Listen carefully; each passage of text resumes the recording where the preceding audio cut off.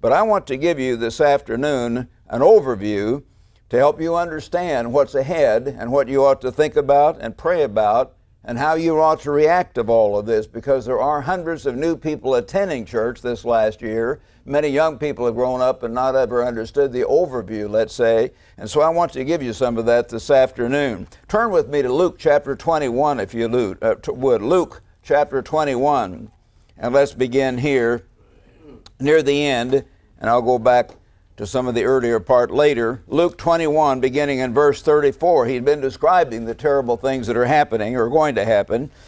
But he says in verse 34, Christ said, "But take heed to yourselves, lest your hearts be weighed down with carousing, drunkenness, and cares of this life." It's so easy to get involved with our family, to get involved with our business, to get involved with all the stuff of this life that we don't really have our mind on what Christ is doing and what God is doing and intervening in human affairs. I think most of our brethren honestly do feel that things are going to sort of continue on. It's hard for them to imagine. It's hard for you to imagine that things are really going to be different far beyond what most of you have realized, probably in 5 or 10 years. And I think personally that things are going to start changing big time in less than 5 years. I may be wrong. I don't mean the tribulation beginning, but I mean the pre-tribulation downfall of this nation is going to start happening big time, probably in less than 5 years. In other words, I think it's beginning to happen right now, and a lot of you understand that. I grew up during the Great Depression when banks were failing and people were out of work. It's not that bad yet, but it just would take a little bit more to push us over the cliff, and we need to understand that. And a lot of the young people may just be wide-eyed and scared to death, and new members, if they see some of this stuff happening and we don't tell them about it ahead of time, because their whole life is going to be changed. These kids are used to pushing a button and having TV and a whole make-believe world in front of them, or having their iPods and their cell phones and all this stuff. That's all going to be gone in a very few years. And for God's people, if we're taken to a place of safety, if we're watching and praying, we may not have any of that stuff. Probably won't. Now, we don't know if Petra is the place of safety. I've been there and seen it, spent parts of 2 days inside Petra, walked around in there and all kinds of things. Great big rock valley in Jordan. Interesting how God describes Christ as the rock. Petra, and Petra means that, of course, and a lot of dualities there that indicate that might be the place. But if we're in Petra, or Petra, and I think the better pronunciation is Petra, the Arabs pronounce it a little bit different. I found all over the world, people, you think you know how to pronounce something, then you go to the real place and you don't at all. But at any rate, let's say Petra. But people might be arguing about which cave they get. Some of you might be arguing with the guy now, well, you got a bigger cave than I did. You've got to learn to get over that even now. And a lot of you young people, if you're taken to a place of safety, if you're watching and praying, or you're young enough, your parents are watching and praying, where is your television going to be? It ain't going to be around. Think about it, brethren. Your whole life will change. There won't be any television, no doubt. There will not be any computers at all. God will simply put us out under the open sky, and we will have time to think. People will worry, where's my extra set of clothes? Where's the extra pair of earrings or something like that, as women worry about? Where's the extra set of earrings? They won't be there. Whatever you had on will perhaps last, as God caused Israel's clothes to last during the time they were fleeing, and wandering in the wilderness. A lot of unusual things are going to happen. That's all you'll have. Where will your food come from? Where will your water come from? That's probably all you'll have is food and water from God. Probably supernaturally to some extent. So we have to understand. And instead of looking at the television or going to the corner movie and getting a make-believe thing, you'll look up at the sky and you realize I'm here, God is up there, my life is in His hands. That's all I have. My life is in His hands. So brethren, think about that a little bit ahead of time. We need to think that way. Take heed lest you be weighed down with carousing and the cares of this life, and that day come on you unexpectedly. For it will come as a snare on all those who dwell on the face of the whole earth. little muskrats and little animals. You know, my dad used to set a muskrat line out in Turkey Creek out north of Joplin.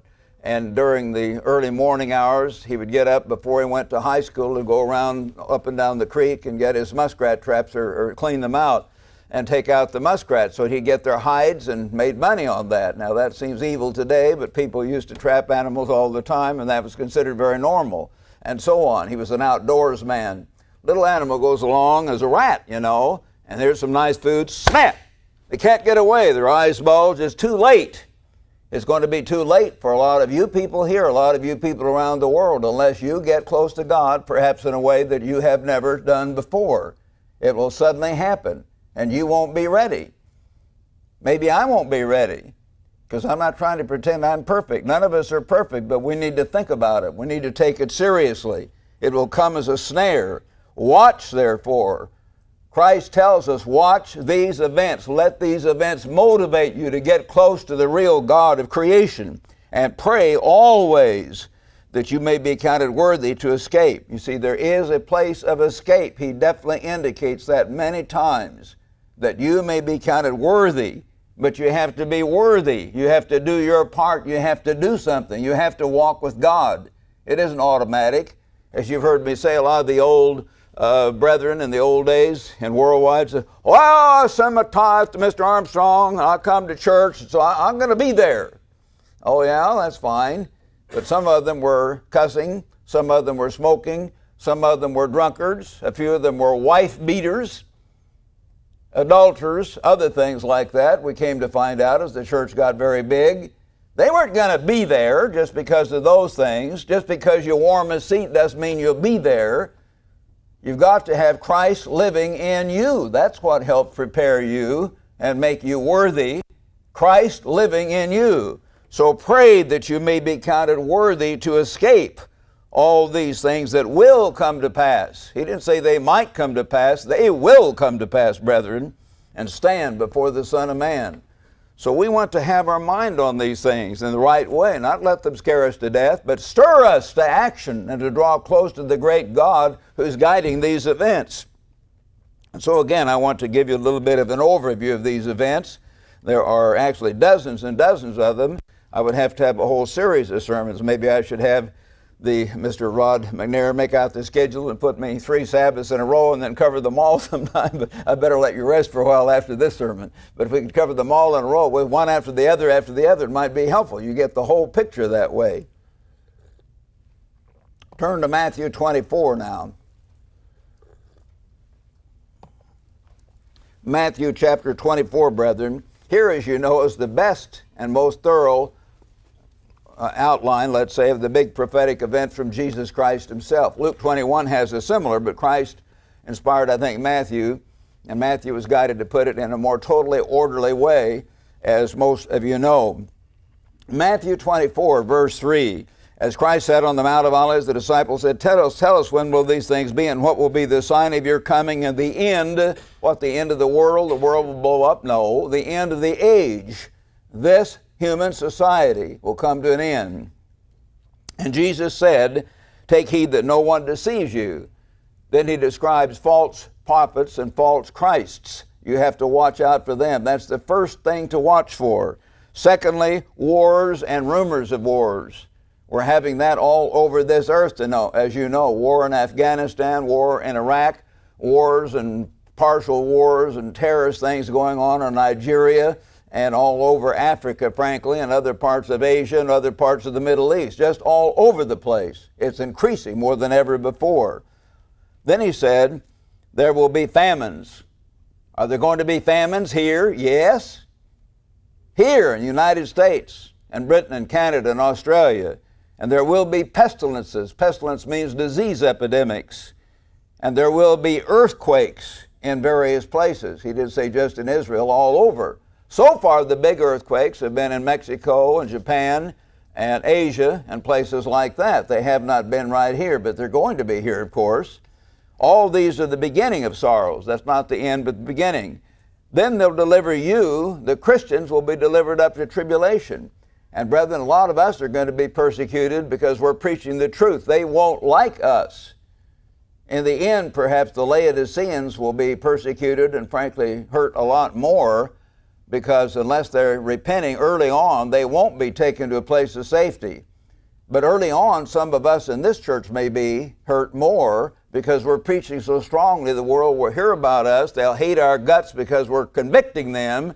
Men love darkness because their deeds are evil. He says they don't like me because they don't want to come to the light, Jesus said. The light blinds their eyes. It makes them mad. And as we preach the truth and tell them their sins, they won't like us. So we will be persecuted. And please don't be shocked. I hope you'll visit some of us ministers in jail. Okay? Some of us may be there. I'm not kidding. I'm not meaning to kid about it. It's going to happen. I'm not worried in that sense, but I've been, in jail before. When I was 12 years old, kids were laying out furniture and Halloween, and a whole bunch of us got put in jail for a couple hours. The police tried to scare the fire out of us, and that's all. Anyway, those things happen to kids. That was my kid stuff. I was just 12 years old too. But anyway, I've never been in jail for any offense or anything like that, but I know we're going to be put in jail. Mr. Ames and Dr. Linnell and I and many other ministers, if we preach strongly, we may be put in jail. Our local ministers may be put in jail sometimes. And when some of us may be put in jail, ministers and brethren, because of political correctness. Political correctness. If we try to continue to preach and teach against homosexuality and homosexual marriages, country after country is making that a crime. A lot of you read about that. I don't have time to read all the clippings. Monica knows all the clippings. She keeps for them in the file. Just country after country. They're going to go after people. They don't want us to condemn those perverts. That's what they are. They are perverts. And it's an abomination in the sight of God. But they don't like that. And they're going to persecute those who do. They will persecute us for preaching against abortion. Perhaps the time will come when they'll even persecute us for preaching against adultery or almost anything, because people don't like the truth. They hate the truth. It convicts them. It makes them feel guilty. So there will be then persecution. And you will be hated by all nations. As I said before, that indicates that God's true church will be known, though. Somehow we will get on more stations or through the internet or through outside persecutions and the media putting us right on the front page. We will be hated by all nations. The impact of the work will be far greater. And then many will be offended, betray one another. Some of our own loved ones will betray us, our friends and brethren, and will hate one another. Then many false prophets, not a few, many will rise and deceive many. And because of lawlessness, people turning away from God's laws in every possible way, the love of many will wax cold, but he who endures to the end. Will you endure to the end? As we read about these things, please think about it, and for your good, not mine, pray about it. But it's very important because it is going to happen.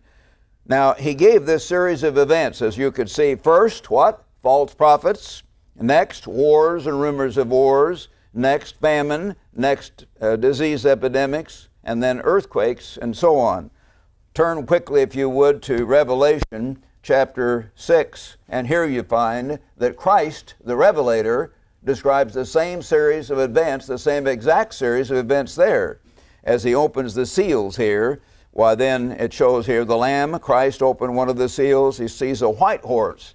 And I don't have time to prove all that. Most of you know this. I just want to give you the overview. But that white horse does not indicate something good, as most of the Protestants try to make it look out to be. It's a false prophet. First is the false prophets. And next you find verse 4, fiery red horse to take peace from the earth. Next, wars. Then verse 5, the third seal is open, and then you find a black horse with a pair of scales weighing out the food. False prophets, wars, famine, lack of food. Then in verse 7, the fourth seal is open, pale horse. The name who sat on him was Death. Disease epidemics are next. Just like God said back in Matthew 24, the same thing is given here in the exact same order. And power was given unto them over these first horsemen to take 1/3 of humanity, over 1/4, of the earth, to kill with the sword and with hunger, death, and by the beasts of the earth. And then the fifth seal is opened, and that is the great tribulation, which is described next by Christ back in Matthew 24. And as you turn back to Matthew 24, let's turn back there again briefly. He shows then the gospel of the kingdom must be preached as a witness in verse 14, verse 15, and then the abomination of desolation comes along. Some terrible pagan statue is going to be put right in what is an altar or temple of God in a blasphemous way. That's a sign similar to what Antiochus Epiphanes did back about 170 A.D. And then those in Judea were to flee. A time comes to flee. And then he says in verse 21, for then, right after that sign, that's the last major sign, get it, then there will be great tribulation, such as never was since the beginning of the world until this time, nor shall ever be. Never again something that awful. And unless those days were shortened, no flesh would be saved. All humanity would be exterminated. And the world will become, the earth would be a very empty place. It shows there's a time when men will have weapons of mass destruction, which they never had before, to bring about cosmicide. As we've said, now we have that capability with atomic and hydrogen weapons, bacteriological warfare, and all the other things that man is inventing. But what about those of us in the United States, Canada, Britain, Australia, New Zealand, South Africa? What about the Anglo-Celtic peoples of the world? Do they get treated any differently? These things are going to happen everywhere, but sometimes we talk about us, and those of you who are of other nationalities, remember the bombs and the disease epidemics are not prejudiced. They just strike everybody. So if you're here in Israel, you'll have to suffer the same thing, and we all have to understand that. And so we're not trying to persecute anyone who's of a different race at all. In fact, God is going to use a whole variety of people to bring us down. The Chinese are going to help us come down, I think, because of the economic thing, the trade deficits we're running up with Orient and elsewhere. The Germans and people in Europe are going to bring us down by being part of the beast power. Other nationalities are going to help bring us down in many, many different ways. Why? Because they're bad? Well, yes, they have human nature. They're bad. But specifically because we're bad. Because the American and British descended peoples have been given the promises God gave to Joseph, our father, the greatest national blessings given to any peoples in human history. And we have squandered those blessings. We have not honored God with that. And God is going to take them away and punish us with the greatest national tribulation that has ever taken place in earth's history, as we just read here in Matthew 24. It's because we're bad. So don't any of you of different ethnic backgrounds get mixed up. And you brethren here, I hope you understand. I'm not just preaching to you, but they're filming this. This will be seen around the world in many different places. So we're preaching against all of our human nature here. We all have to understand. Are we, the Anglo-Celtic peoples of America, Canada, Britain, and so forth, especially involved? Yes, we are. Yes, we are. And you need to understand, all of you, because most of you live among us or you wouldn't be hearing these sermons. Turn to Jeremiah 30, one that we often turn to, and I won't even begin to have time to read all these scriptures, but here's one that I could start out with to give you a little bit of overview before going back to the explanation, how it affects us or why it affects us. Jeremiah chapter 30. Again, brethren, let me explain, as I've done so many times, both the book of Jeremiah and Ezekiel, all biblical scholars acknowledge, were written around 600 BC, 585 to 605 or whatever, over 100 years after the ancient Israelites were taken into captivity under Shalmaneser and the Assyrians. What if I said something's going to happen, and you said, well, Mr. Meredith, that happened back during the Civil War. Have you been asleep somewhere? No, Ezekiel and Jeremiah were not asleep, because these prophecies, brethren, are dual. D-U-A-L, they were dual, and they mean, often, it's very clear, there is an ancient fulfillment, an original fulfillment, and then an end-time fulfillment. They have a two-time fulfillment, the original fulfillment, and then an end-time fulfillment. That's what we mean by dual. Mr. Armstrong used to talk about dual, and some brethren didn't understand that. That may be the case today. Try to understand what that means and why these mean us. So God says here in Jeremiah 30, verse 4, a prophecy written over 100 years after ancient Israel, our ancestor, for many of us, was taken into captivity. These are the words the Lord spoke concerning Israel and Judah. Now again, most Americans say Israel and Israel, they think it's all the same thing. It is not the same thing. Israel split off from Judah back after the death or at the time of Rehoboam, the son of Solomon, and then they became two separate nations. The northern kingdom, as it's called, was Israel or Samaria. The southern kingdom was Judah. And there were whole chapters of the Bible devoted to wars between Israel and Judah. Israel was fighting the Jews. Please understand that. And you brethren around the world, Israel was fighting the Jews. You see that over and over. So they're two separate peoples. We're the people, the descendants of the 10 tribes of Israel here in America, Britain, the Anglo-Saxon Celtic people, and the democratic peoples of northwestern Europe. But the Jews live primarily in the nation calling itself Israel, which would be better named Judah, but more Jews live in the United States than live in Judah, as far as that's concerned, or live in Israel. Used to be there more Jews in greater New York City than in the whole nation of Israel, but now I think the nation has a few more than in New York, but vast numbers of Jews live in the other parts of Israel, and they are Judah. For thus says the Eternal, we've heard a voice of trembling, of fear, and not of peace. Why do I see every man with his hands on his loins? Every man is grabbing his stomach. He's scared to death. What's going on? All faces turn pale. Alas, for that day is great, so that none is like it. Now think about that, brethren. The translations are pretty unanimous on that. None is like it. Does this match up to all the other times like that? Yes. Where Jesus said in Matthew 24, 21, and 22, this is the greatest time of trouble that has ever been, known, or ever shall be. It's that same time. When you read about it back in Ezekiel 5, that he will do as he has never done before, nor ever shall do again. The same thing, the same single greatest time of trouble in human history and other places. The Great Tribulation.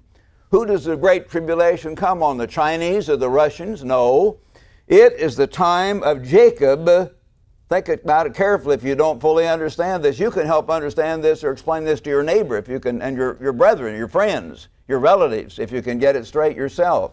It is the time of Jacob's trouble. Who was Jacob? Abraham had a son Isaac. Isaac had a son named Jacob, and Jacob's name was changed to Israel. Israel. Israel. See, that's who it's talking about. Israel, the time of Israel's trouble. But he shall be saved out of it. But as I've said, boy, does he get into it first. The worst time of trouble in human history, but he will finally be delivered. Then it says, it will come to pass, I'll break his yoke. A great yoke of slavery is going to be put on us, and burst your bonds. We will be in slavery. Foreigners shall no more enslave them. I'm reading the New King James translation, the New King James, which we feel is more accurate, and Mr. Armstrong did as well. For many years before he died, that was the official translation of the church. Foreigners shall no more enslave them, but they shall serve the eternal their God, and David their king, whom I will raise up for them. So what's the time setting? What's the time setting? Well, it's obviously the time of the end when this final punishment comes. You see, the original punishment was 120 or 30 years before this was written. And the end time is the time when David is going to be resurrected from the dead. That's what it's talking about. So this trouble on modern Israel, or the descendants of the house of Israel, takes place just before and leading up to the second coming of Christ as King of Kings, when the resurrection comes and King David will be resurrected. And parts of whole chapters of the Bible are devoted to that. Read Ezekiel 36, read Ezekiel 37. Talking about King David being put over all 12 tribes again, getting his old job back in the resurrection. That's what it's talking about. So it's very interesting to see all these things come together. Now to get a very brief background, and I encourage all of you very strongly, brethren. You may have seen it or you may have just skimmed it, but I want all of you brethren here and you brethren around the world, if you don't get it again. Read it, study it, mark it, look it up. This is a key thing. Get the booklet, a magnificent booklet written by Mr. John O'Gwyn, The United States and British Commonwealth and Prophecy, however it's worded. We've changed the name about 5 times through the years, so you'll excuse me. Even Monica smiles, I can't ever remember the name of the booklets.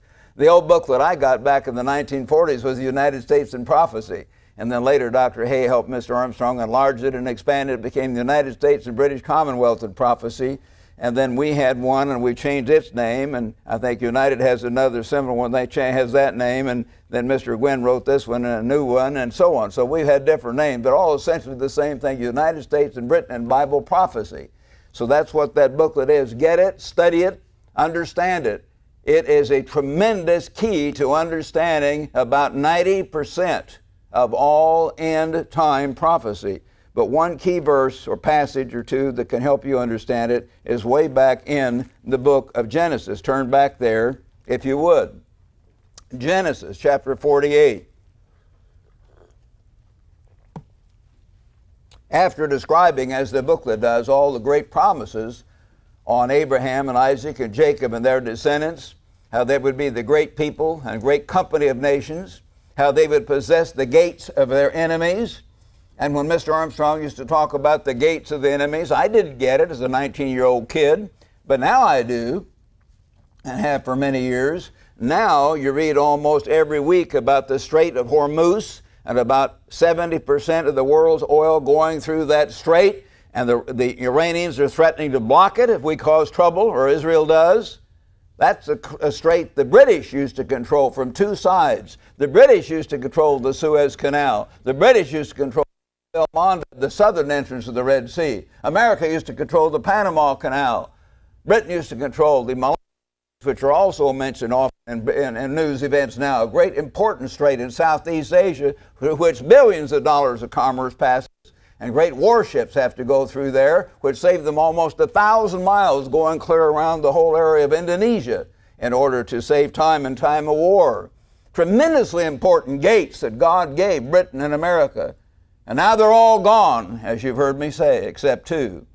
All gone, except Gibraltar and the Falkland Islands, still controlled by Britain. Will Britain control those to the very end? Maybe, but I doubt it. I'm sure one or both of those will be taken from Britain. So as you watch and pray, watch the little squiggles in the world news. They'll be saying, well, the Argentinians are agitated to get back the Maldives, they call them. And the people in Spain in the north, and I think it's Morocco in the south, are always agitated to get Gibraltar back. Probably the EU, the European Union, will back Spain in getting back the Gibraltar, and Britain will not have it anymore. It'll be taken away. They won't control that big sea gate. One by one by one, all the dominoes are falling in your lifetime, and you brethren around the world and you young people. We're not talking about pie in the sky. We're not talking about Santa Claus. We're talking about real things happening to real people by the hundreds of millions, major nations, things that affect your life and the food you're going to eat and the gasoline you don't have and the high prices you are beginning to pay. And you're just beginning, because it's going to get a lot worse before it gets better. And so we find back here in Genesis chapter 48 how Israel, before he died, Jacob's name was changed to Israel, had his son Joseph's sons brought to him. And in verse 14, Israel, Jacob, remember, now called Israel. Jacob meant usurper, and of course Israel meant prevailer with God.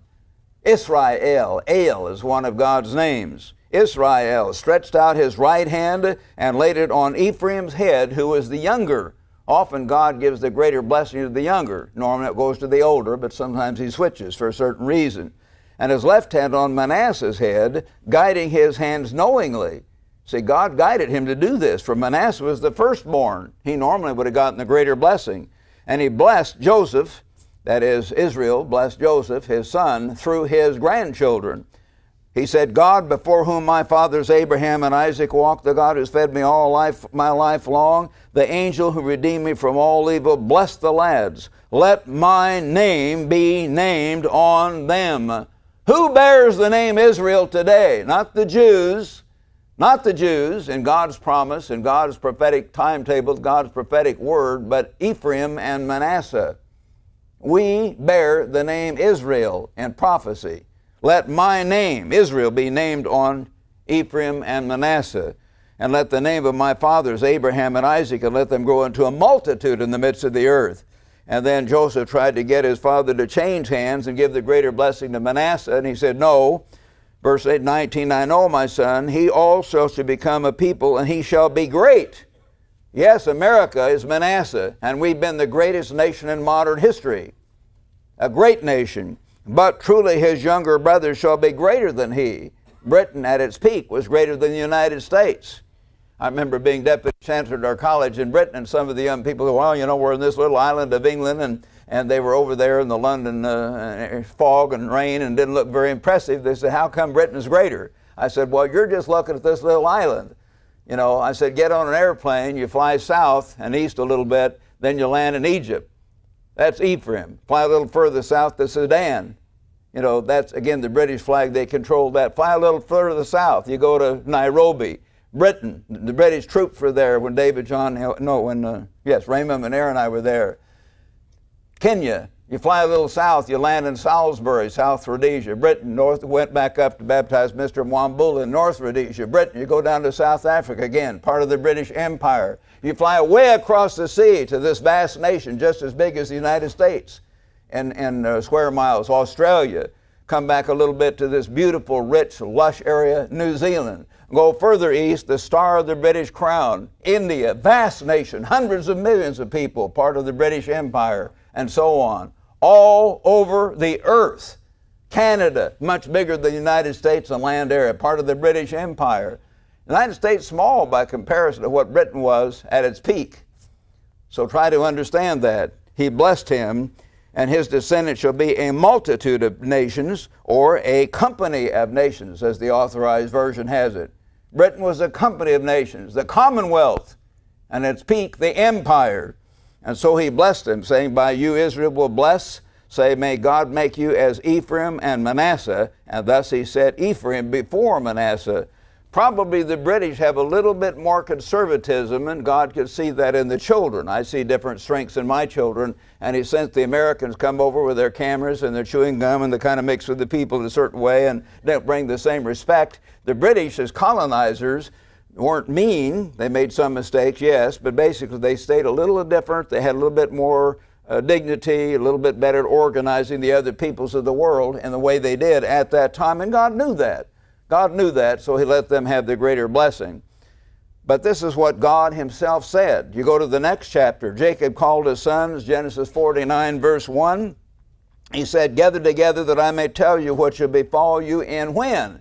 Way back then? No. In the last days. Now. The last days. Gather together. Hear you, sons of Jacob. Reuben, you're my firstborn.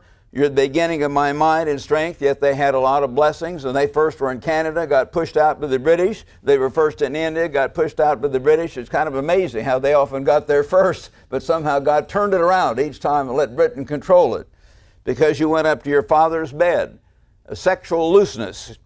Simeon and Levi are brothers, instruments in cruelty, and so on. He said little bits and pieces about them and the other nations. Down in verse 21, Naphtali is a deer let loose. He gives goodly words. The Swedes, apparently, the Nobel Prize, and so on.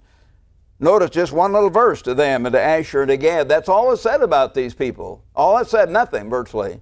Verse 22 begins a paean of praise. To who? To our ancestor. That's who. A paean of praise, of magnificent prophecy, on and on. Joseph, our father, the father of the American and British descended peoples, is a fruitful bough, a bough by the well. His branches run over the wall. The archers have bitterly hated him, shot at him. His bow remained in strength. His arms were made strong by the mighty God of Jacob. From there is the shepherd, the stone of Israel. Yes, the stone of Scone, where the kings were inaugurated on, crowned on. That is in Israel. By the God of your father who will help you, by the Almighty who will bless you with blessings of heaven above, blessings of the deep that lies under, good weather, absolutely fantastic resources of oil, of coal, of steel, of tungsten, of all kinds of mineral wealth, of the deep that lies under, blessings of the breasts and of the womb, wonderful children with healthful places to grow up in.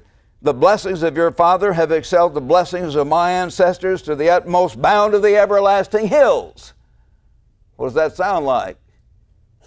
Sounds like God bless America to the mountains, to the valleys, to the oceans, rich with foam. God bless them. Sounds like that, does it almost? These people have had an awesome blessing above any peoples on the face of the earth. We have had those blessings, and now they're beginning to be taken away, and God help us to understand. To the utmost bound of the everlasting hills, they shall be on the head of Joseph, and on the crown of him who was separate from his brothers. You remember the story, how Joseph was separate, and he had this dream, and his brothers harassed him, and he was sent away and sold into slavery. And what happened? When he got in Egypt, what did he do? He forgave his brothers, and he saved up the wheat, and he helped pass out that wheat to the whole world. In modern times, who's been feeding the rest of the world when they get in trouble? The British and American peoples, that's who. Who sent the 600 ships filled with grain to India a few years ago? We did. Who helped all these other people when they get in trouble? We did. The people of Joseph. It's in our blood. But we have our personal sins. We damn God's name. We remove God from the public square. We curse Him. We commit adultery. And now we're getting into homosexuality and every foul thing that God hates. And He's taken away our blessings bit by bit. But these things have come on the head of Joseph. And so it's us. And we've had those blessings. It's a magnificent thing. Our name is Israel. And our particular nations are Joseph, that part of Israel. Joseph was one of the 12 tribes of Israel, one of the 10 tribes of the nation of Israel, the so-called lost 10 tribes. You go on now to Leviticus 26. And I covered that a few weeks ago, so I'll quickly mention a few things about it here. Leviticus 26, he says in verse 3, and why do I read this? Well, brethren, as Mr. Armstrong said, this is one of the most fundamental prophecies of the Bible. It's the first major prophecy telling in detail what was to happen to our people in detail. Not to the Gentiles, not to the Germans or the Poles or the Russians or the Chinese or the blacks or the Hispanics or anyone else, but to the peoples of Israel, and particularly Joseph, when you understand it and put all the scriptures together. He said in verse 3, if you walk in my statutes, his statutes include the holy days and tithing and so on, and keep my commandments and do them, if you really obey God, I'll give you rain in due season. God will bless your land. He will bless your job, your work, your business. You'll eat your bread to the full, dwell in the land safely. I'll give you peace in the land. Verse 6, everything will work out good overall. But in verse 14, if you do not obey me and do not observe all these commandments, and if you despise my statutes, a number of his statutes specifically forbid homosexuality, and they certainly indirectly forbid abortion, murdering little children, and yet we despise God's statutes. Our Supreme Court backs it up, breaking and smashing God's laws and God's statutes. Or if your soul abhors my judgments, boy, they hate anyone. The homosexual, so-called gay activists coming along. They hate anything like this. Your soul abhors my judgment, so you do not perform all my commandments, but break my covenant. I'll do this to you. I'm going to wake you guys up for your good. He loves us, but we're going down. We would destroy ourselves and humanity if He let us keep on going this way, and He won't do that for our good. He says, I will appoint what? First of all, terror. What's the first thing happen in modern time, the big, more recent times? Terrorism. And that's going to increase. So we have to watch that. And then he says, wasting, disease, and fever, all kinds of disease epidemics. You'll sow your seed in vain, for your enemy shall eat it. A lack of food. Are they stealing our food now? No. But because of the futures markets and because of how these Gentiles are paying for our food, we're going to begin to see food shortages right here because our grain will already have been bought by China or India or these other big nations with lots of reserves, the largest financial reserves in human history. There's never been a nation approach that much money as the Chinese have. All they have to do is push a button and take out money out of our banks and financial institutions. They could bring us down in a matter of a day or two, frankly. I'm not exaggerating, if they choose to. Right now they're not doing it because they need our help in certain ways, but the time will come when some of those nations will do that. But this is going to happen, and finally there will not be food here at all, period, anyway, because of the drought and other things. Those who hate you shall reign over you. Yes, finally different nations will take us over. Is it all going to be done exactly the way we used to think? No, brethren, I've come to realize that back in Mr. Armstrong's day and my day too in the earlier ministry. Not all his fault. Many of us made mistakes. But we thought it was going to be all at once. We'd be along and all of a sudden we'd hear some noise and the bombs would start dropping on New York and Washington and London and so on. No, it's going to happen bit by bit. And it's already beginning to happen. South Africa's already gone. South Africa's been taken over by others. Is it because the blacks are evil? They're not any more evil than the whites because the whites oppressed them. It's payback time. But God is allowing it to happen. He's allowing it to happen. It's basically gone to the white people and they're fleeing by the hundreds of thousands, as an article in the British Sunday Telegraph brought out when I was there. They're getting out, and that nation will go down as the whites go out and they didn't give the blacks enough education before they left, and they're having troubles. And the papers don't like to talk about that part of it, but it's happening. And so they're coming down. Vast parts of the United States may, and I've told you this before, I love our Latin brethren very much, and I'll lay down my life for them. But God is using them to humble us in certain ways. They say, as you know, that land is ours, because originally Mexico controlled Southern California, Arizona, New Mexico, parts of Texas, and so forth. They say, we're going to get it back. They call it the Reconquista, the reconquering.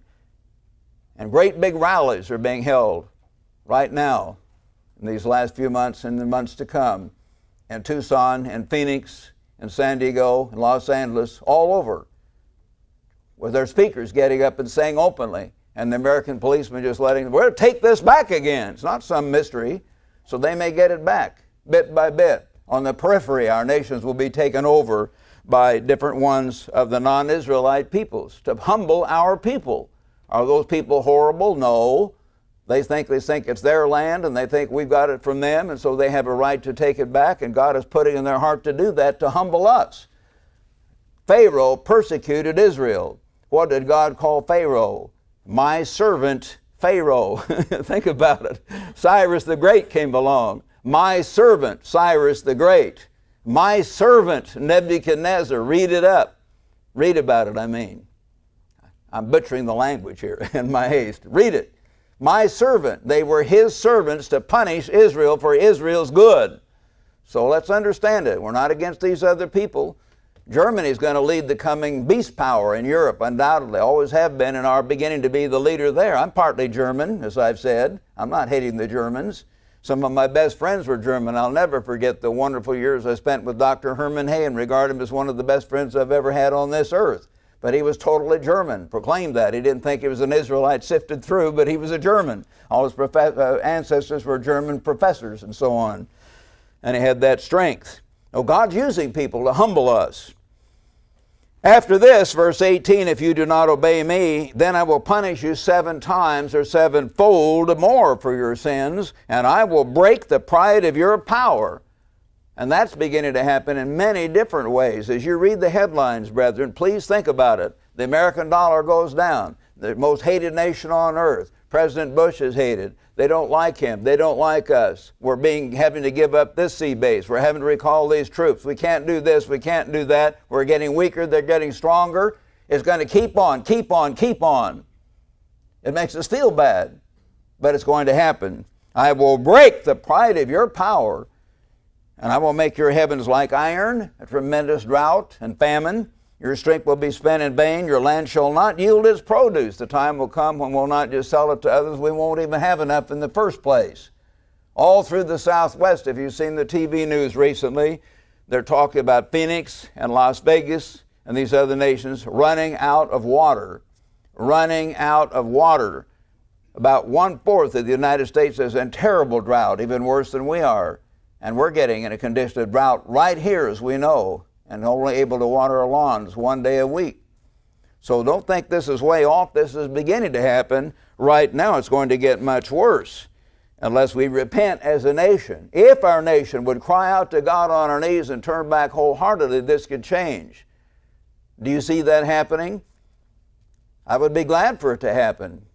My children, and especially my grandchildren, could have a better life and get married and grow up. They'd love that. But I don't see it happening, and I've watched our nation for a long time as I watch what they're putting out on television and the smart-aleck, sassy attitude with which they treat God and any true Christians or even halfway true Christians. They hate the idea of a real God, most of them, and they smirk at it. No, I don't think they're going to repent. So these things will happen, my brethren, and we have to understand. We must understand. He says over in verse 31, I will lay your cities waste. And then down in verse 32 and 3, I will bring your land to desolation. Verse 33, I will scatter you among the nations. They draw out a sword after you, so our people will be taken into slavery, and your land shall be desolate, and your cities waste. One reason I wanted to read this particularly is because people say, oh, this all meant ancient Israel. Well, either it's God is a liar and didn't know what he's talking about, or else it's not ancient Israel. And in fact, it is not ancient Israel at all, because when you turn with me here to see it, this is what happened to ancient Israel. 2 Kings 17, it describes in detail what happened to ancient Israel. And it says in 2 Kings 17, verse 22, the children of Israel walked in the way of sins of Jeroboam, until the Lord removed Israel out of his sight. He punished them. He took them off. So Israel was carried away from their own land to Assyria, see, ancient Germany, as it is at this day. They were taken away. Then were their cities destroyed? Read the next verse. Then the king of Assyria brought people from Babylon, Cutha, Ava, Hamath, and from Sepharvaim, however, and placed them in the cities of Samaria. Oh, the cities of northern Israel or Samaria were not destroyed. These other nations were brought into those cities and they were not destroyed. They were placed in the cities of Samaria instead of the children of Israel, and they took possession of Samaria and dwelt in its cities. Oh, they were not destroyed, but they're going to be destroyed, and the final fulfillment of this prophecy in the years just ahead of us. So that's what we have to understand. New York, Washington, Los Angeles, London, Sydney, probably all going to be gone, have to be rebuilt in a much better way. The Greens, want things to be more environmentally friendly. Well, they're partly right. They go crazy, of course, the tree huggers sometimes, but, we jump from one ditch into the other ditch. But they're partly right. The cities need to be rebuilt in an environmentally friendly way. And they will be. They will be when Christ returns, because they won't have to try to fight their way through the various local ordinances of New York to get a permit from somebody to do that. It'll all be clean. It'll just be one great big vast emptiness. They'll be rebuilt. So that's what's going to happen, frankly. Deuteronomy 28. Turn now to Deuteronomy 28. A lot of you are familiar with that, of course, but this is the one that describes in detail again what's going to happen, because it happened to our ancestors partly in ancient Israel, and it's going to happen to us today. Deuteronomy chapter 28, and let's begin reading here in verse 1. Now it shall come to pass, if you diligently obey the voice of the eternal your God to observe his commandments, that the Lord will set you on high above all the nations of the earth. And that's what's happened to us. We have been set on high, brethren. As you know, we've been very blessed. All these blessings will come upon you and overtake you. Blessed shall you be in the city. Blessed shall be the fruit of your body. And says in verse 5, blessed shall be your basket, your kneading bowl, your food. Blessed shall be when you come out and when you go in. The eternal your God will cause your enemies who rise up to you to be defeated. America and Britain together won World War I. We won World War II. We won the Gulf War. We've been blessed so much. But now everything is going the other way. But he said in verse 15, it shall come to pass, if you do not obey the voice of the Eternal to observe his commandments and his statutes, which I command you, all these curses will come upon you. Cursed shall you be in the city. What's happening in our big cities? Vast areas of our major cities are crime-ridden, filled with graffiti and broken bottles and so on, are filled with crime and violence, where people are afraid to walk out at night. Even men are afraid to walk out at night. Cursed shall you be in the country. Cursed shall be your basket and eating bowl. You see, the produce, your productivity is going to be cut back even on the farms. Cursed shall be the fruit of your body. More childhood diseases and children being born deformed. Cursed shall you be when you come in and go out. The Eternal will send on you cursing, confusion, rebuke, and all that your hand is set to do until you're destroyed. God will take your nation away. The Eternal will make the plague cling to you. Disease epidemics. The Eternal will strike you with consumption, fever, inflammation, severe fever, and with a sword, war. Your heavens will become bronze, drought. Verse 24, the Eternal will change the rain of your land to powder, terrible drought and famine, and so on. And notice the last part of verse 25. You shall become troublesome to all the kingdoms of the earth. And brethren, that is beginning to happen, because we can't pay our debts. We're a trouble, as many nations look at it, starting the war in Iraq and other things we're doing around the world, trying to project American power everywhere, even when it's not wanted and perhaps not needed. And nations around the world say, how come these Americans come over here and kill our people and bomb us in search of Al-Qaeda terrorists? There aren't any Al-Qaeda terrorists. Just kill our little women and children over here. Maybe we thought they were Al-Qaeda terrorists. I don't mean our men are doing it on purpose, but somehow we're blundering here and blundering there unbelievably in a way never happened before. And God is bringing us down and causing us to be despised around the world. You'll become troublesome, and that's what's happening. Verse 28, the Eternal will strike you with madness, blindness, confusion, yes? Half of the hospital beds in the United States and Britain are not occupied people physically sick, but mentally ill. They have mental and emotional illnesses, and that's why they're there. Madness. You'll betroth a wife, but another man shall lie with her. You'll build a house, but you'll not live in it. You're going to be taken over, and the enemy's not going to have any mercy at all. They'll just take away your children, your wife, everything. Our people aren't used to being treated like that. I know you people don't think that way. You never had that happen here. You say it's going to happen. Don't think it's strange. If you watch the BBC News, it's happening all the time in Africa. My wife and I see it. These raiding parties, Janjaweed warriors come in and rape these women and multiple rape them. Little children are there crying and even seeing their own mother mistreated. I came into Berlin and Germany back in 1954, and I heard the stories about virtually every female over 12 was raped when the Russians came in. I asked some women about that. They looked kind of funny. They nod. That's what happened, because they were raped too. They hate to admit it. The Gentile Russian people, atheists, filled with hate, taught to kill and fight for years, away from home, away from their family. They came in. They raped virtually every woman in that city. It's going to happen. God says it'll happen. Your wife will be given to someone else, and your daughter, and your eyes shall look and fail with longing for them all day long. And there shall be no strength in your hand. You're mad, hate it. You can't do anything. I'd like to hit them in the face. You raise your hand, they'll shoot you dead with machine guns. Think about it. A nation whom you have not known shall eat the fruit of your land. The Eternal shall bring you and the king whom you set over you, your leader, to a nation which neither you nor your fathers have known. Will be taken off to perhaps the nations of Europe. May be sold as slaves into other nations of the world, as some of these verses say also, and is indicated back in Revelation. And you'll become an astonishment, verse 37, a proverb and a byword among all the nations.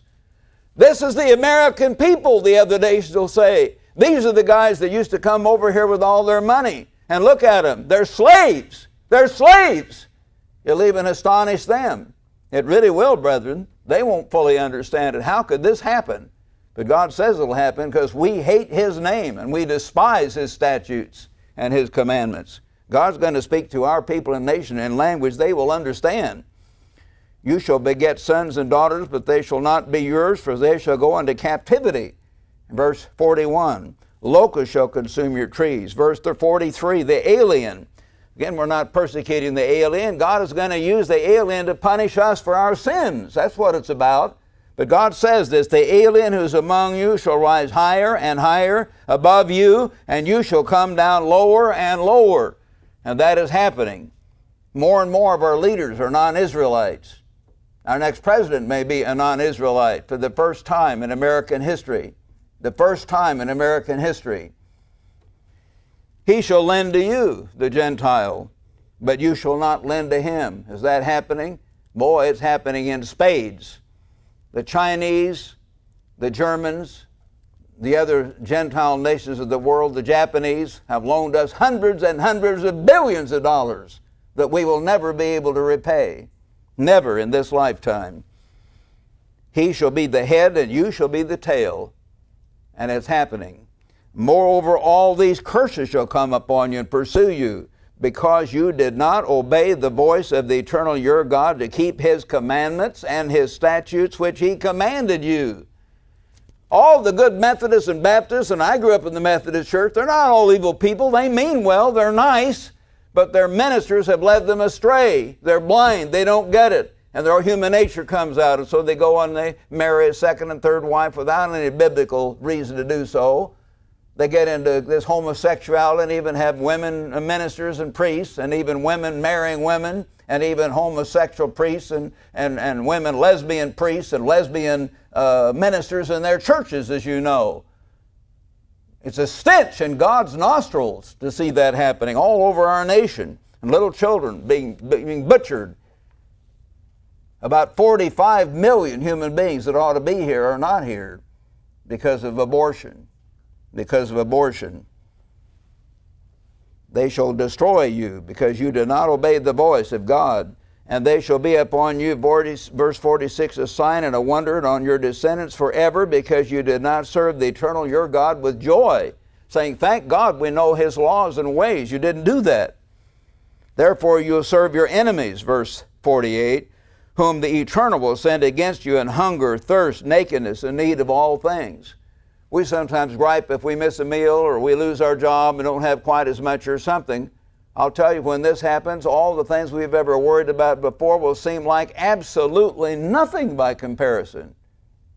Absolutely nothing. When we're starving to death, our wife is taken off and we don't know what happened to her.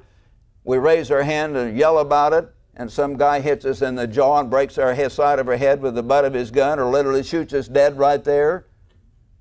Shut up, you swine! That's the way they treated them in the German concentration camps. Do you think that won't happen again? You better believe that's going to happen. Therefore you will serve your enemies in thirst, nakedness, and in need of all things, and He will put the yoke of iron on your neck until He has destroyed you. God our Father, but the God of justice, is going to speak to modern Israel, and He tells us this in detail. The Eternal will bring a nation against you from afar, as swift as an eagle flies. One of the, of course, symbols of the German nation is an eagle. We have the American eagle, the German eagle, and one or two other nations use it. A nation of fierce countenance, which does not respect the elderly, nor show favor to the young, and they shall do all these things, of course. And it goes on to describe that in detail, which I don't want to read all of this. Please read this verse or read this chapter, brethren, once in a while. It's not fun stuff. I understand that. But we do need to understand what's going to happen to drive us to our knees and help us want to reach this world, help us want to reach our Israelitish brethren and all the world with the message of God's coming kingdom, and to get out the Ezekiel warning to wake them up, to help them before it's too late. They need that help. And there isn't any other place that's being done the way we're doing it. You know, the couple dies claim to follow Mr. Armstrong, but they're dictators themselves and kick people out of their church for almost any reason. Then there are other groups that are nice, but they don't do much work. They don't have fire in their belly. And we're the only one in between that really tries to follow the way that God taught through Mr. Armstrong for over 50 years. And we're not perfect in doing it, but we're trying. We're trying to restore apostolic Christianity. We're trying to get the gospel out with all of our hearts. Here I am, 78 years of old, and I'm tired, very tired sometimes, but I try to keep going. We've got to get this message out. With God's help, we can and will get this message out. And He will help us. He is helping us. So let's understand, God will bless us forever if we can have that attitude. He wants us to do that. Dear brethren, as you see the American and British peoples being brought down, what should you do? As you see the American and British financial structures coming apart, what should you do? As you see alternating storms and drought, not all drought, but storms, floods and drought. Look it up in Amos, if you're writing notes. Amos chapter 4, verses 6 to 9. Again, how do I know that? Because those scriptures are dual. They're talking about Israel specifically. Read it. Alternating, sometimes storms, sometimes drought. That's what's happening. As you see disease epidemics sweep across our nation in the next several years. As you see food riots. Our people are carnal.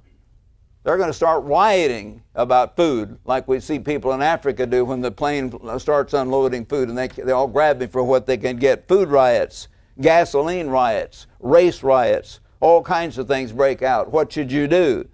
As you see the beast arise in Europe, 10 nations, or brethren, 10 groups of nations, because now there are 27 nations in the EU, but they're talking about an inner core over and over. There's a recent clipping I got just the other day from one of their officials. They want an inner core, these certain key nations. So it may be more than 10, but there'll be the group that controls it will be the inner core of 10 nations, not 9, not 11. God makes all these come out exactly right in the end. You'll see that. He always does.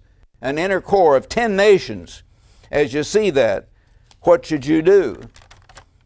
As you see a great false prophet arise in this great false church and begin to influence people, and they get so excited, and maybe your former Protestant minister who you thought was a real nice guy, he suddenly says, well, we all need to get together, and many of your relatives whom you thought were Protestants join this great false system. What should you do? As you see a king of the south arise in Egypt or Saudi Arabia, and the Arab nations get together in a way they never have done in modern times, what should you do? As you see God's church being persecuted, and maybe some of us ministers thrown in jail, what should you do? Think about it. I just want to give you a little warning, make this very real, because it is very real. Turn to Deuteronomy chapter 4, brethren. Turn to Deuteronomy chapter 4.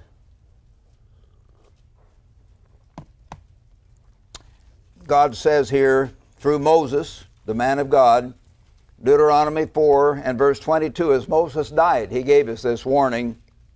Verse 22, he said, but I must die in this land. I must not cross over Jordan. Take heed to yourselves. Don't forget the covenant God made with you and turn aside. For the eternal your God is a consuming fire, a jealous God. Verse 25, when you beget children, grandchildren have grown old in the land. Has that happened? Yes, that's begun to happen in the land now. Act corruptly, get into homosexuality, drug addiction, wife swapping, cursing God's name, everything else. Yes, it's happening. And make carved images in the form of anything and do evil in the sight of the eternal to God. Yes, it's happening. I call heaven and earth to witness against you this day that you will soon utterly perish from the land which you cross over Jordan to possess. You will not prolong your days in it, but will utterly be destroyed. You say he's talking about Jordan. No, it's talking in type about us. It's a dual prophecy, you'll see. It's talking about the end, when you get to the end of the prophecy. Moses was guided by God to see what would happen to his descendants and to the people of Israel. And the Eternal will scatter you among the peoples. You'll be left few in number. Does the book of Revelation say that? Yes. 1/4 destroyed here, later another third destroyed. And there you will serve other gods. Verse 28, the work of men's hands. You're taken into a Gentile land filled with Catholic churches and idols of the Virgin Mary, idols of St. Bartholomew, idols of this and that saint all over the place. Many of you have seen that when you've traveled to Europe. But from there, you will seek the eternal your God. When you're really brought down in a way you Americans and Britons have never ever been brought down, you'll say, oh God, what's happening to us? And our work has got to get out there ahead of time and help people know it's going to happen, make it real to them, help them at least have a witness, so when it happens he can't say, God, why didn't you tell me? God will say, I did tell you through my servants, but you would not listen. We've got to make it very real, do the best we can. But from there, in this captivity, in this horrible condition. You will seek the eternal your God, and you will find Him if you seek Him with all your heart and with all your soul. Do any of you seek God with all your heart and all your soul? I hope that you do. Perhaps some of you do, and certainly some of the times many of us do, but we don't do it very consistently perhaps. I don't mean you have to fast every day. You'd starve. We can have a nice meal after this and enjoy each other. But overall, we'd better set aside a time to fast quite often. We'd better set aside many other times to really study, not just read, but study profoundly and meditate on what we've read and walk with God and pray to God. Say, help me to really get it. Help me to honestly give my life to you. It's not my life anymore. I was bought and paid for by Jesus Christ, Father, and I mean it. Help me. So he says, you will seek the eternal your God, and you will find Him if you seek Him with all your heart and all your soul. When you're in distress and all these things come upon you. When? Way back when? No, in the latter days. So this prophecy was for our day too. When you turn to the Lord your God and obey His voice. Because He is a merciful God. He'll hear if you cry out to Him in that way, brethren. But you've got to do it with all your heart. Remember the 4 keys of Christian living that I've given you so often. You've got to learn day by day to study. Not just to read, but to study this book. Carefully read it. Mark it. Read it slowly. Let it sink into your soul. Think about it.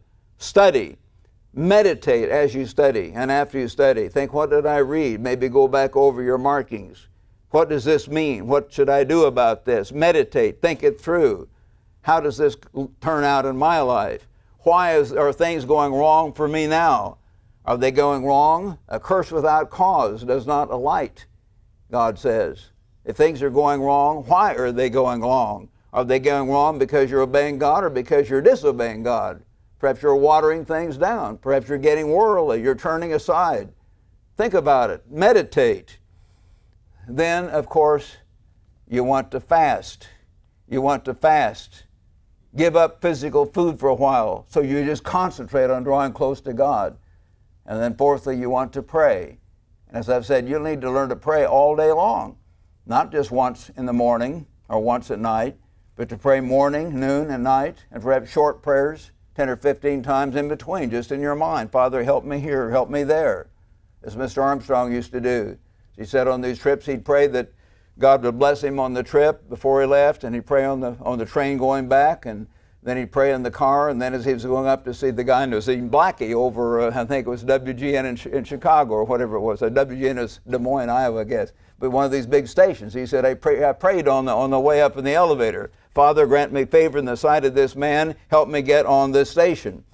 And then he'd walk in and he'd talk confidently. He didn't look down and say, I've been praying. And no, he didn't do that. That was Mr. Armstrong. He let his humility be shown before God. But he prayed many times a day. And you need to do that. Pray, talk to God, walk with God, commune with God. Help me, guide me, clean me up, straighten my mind out, inspire me, strengthen me. Talk to God all day long and walk with God. Then God will bless you and help you to endure to the end. Turn back to Jeremiah chapter 29, brethren. Jeremiah 29. And here we find something happened and how God works. He always works the same way in general. He says in verse 10, for thus says the eternal God, after 70 years are completed at Babylon. Jeremiah 29:10. Now he tells about the Jews. And he's the same yesterday, today, and forever. So this applies to us. He says, this is what you should do. He says, you will call upon me in verse 12 and go and pray to me, and I will listen to you, and you will seek me and find me, he told them, when you search for me with all your heart. That's the key. God does not want lukewarm Christians. Don't be a Laodicean. Do not be a Laodicean. Put your heart in your prayers. Put your heart in your work for God. You will seek me and find me when you search for me with all your heart. I will be found of you, says the Eternal, and I will bring you back from your captivity, and I will gather you from all the nations and places where I've driven you, and I will bring you to the place from which I caused you to be carried away. If you search for me with all your heart. Brethren, they're going to have to do that then. What about us doing it now? Again, I could give a whole sermon and show you about Revelation chapter 3, Revelation chapter 12, and all those places, the place of safety. Those who are watching and praying and walking with God will be taken to a place of safety. We will have to suffer. We will be persecuted from time to time for doing God's work. We may have certain persecution come on us ahead of the Laodiceans, but in the end, they go into it far worse, and they may go into the tribulation and stay there unless they repent and are some of the 144,000 that are brought out. We won't have to do that. If we're walking with God, if we seek God with all our heart and all our souls ahead of time, if we play no games, if we cut no corners, if we truly walk with God. You say, I can't be perfect tomorrow. Okay, you won't be perfect tomorrow, neither will I. But if you wholeheartedly try at least, and that is your way of life, seeking God with all your heart, you'll be blessed. You'll be very blessed, and you'll be taken to a place of safety. So think about it. So what should you do in these times that are going to come and are beginning to come? You should seek God with all your heart, more than you have ever done. As you watch the evening TV and see this is happening, as the American dollar goes down, as the euro and the United States of Europe, the beast power rises up, as China becomes more powerful, these other nations, as we're hated, it makes it more real to you. God is coming. God is intervening. God is humbling our peoples. Come quickly, Lord Jesus. Come quickly, Lord Jesus, it says 2 or 3 times, 3 times at the end of Revelation. Pray that, think that, feel that. That's your goal. That's the way you should feel. And in the meantime, don't compete with each other in a bad way. Forgive each other. You'll make mistakes. Forgive each other. Love and help each other. Set aside some extra food and water, as I've warned you so often. Bad times are coming. Have your emergency supplies. As I said in the latest coworker letters you'll be getting it, set aside some financial resources. Get some savings. Cut corners now in that way, so you can have that in hard times. And then when hard times do come, share with one another.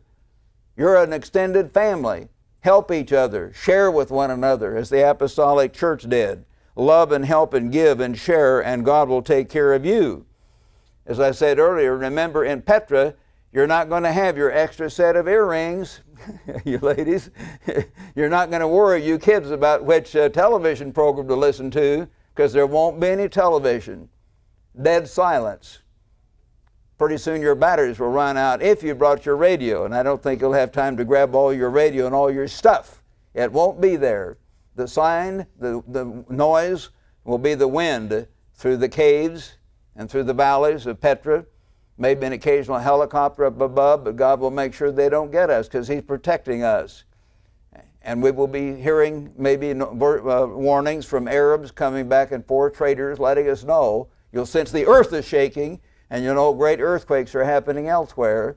You may hear bombs going off way off in the distance, but you will be protected. Read Psalm 91, because you're the people of God. If you have been watching, if you have been praying, if you have been walking with God. So it's all worth it. We've got to do our part. Turn again, if you would then, to Luke chapter 21. Luke chapter 21, brethren. He says here, talking about all these things that are going to happen, earthquakes, famines, wars, disease. He says in verse 22, Luke 21:22, for these are the days of vengeance, that all things which are written may be fulfilled. But woe to those who are pregnant and those with nursing babies in those days, for there shall be great distress in the land and wrath upon this people, God's people. And they shall fall by the edge of the sword and be led away captive into all nations. That's not just the Jews, frankly. It's talking about all of Israel, I think. And then it says, and Jerusalem, certainly them specifically, will be trampled by the Gentiles one last time. And then there will be signs in the sun, moon, and stars, and on the earth distress of nations, with perplexity, the sea and the waves roaring, like we saw in Katrina, like we saw in this terrible tsunami in Southeast Asia. It's not going to be something unusual then. That'll be happening all over the world, and men will fear what's going on. Men's hearts fading from fear. expectation of those things coming, for the powers of the heavens will be shaken. Then they'll see the Son of Man coming. They're going to see a great blinding light and a cloud with power and great glory. Brethren, he says this to you.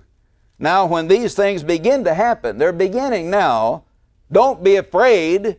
Just seek God with your heart, as I've said. Look up. Lift up your head, because your redemption draws near. Christ is coming. Say, come quickly, Lord Jesus, and you try with all your heart and all your strength and all your soul to give your life to God as a living sacrifice, to watch and pray, and to get ready and ask Him to come quickly.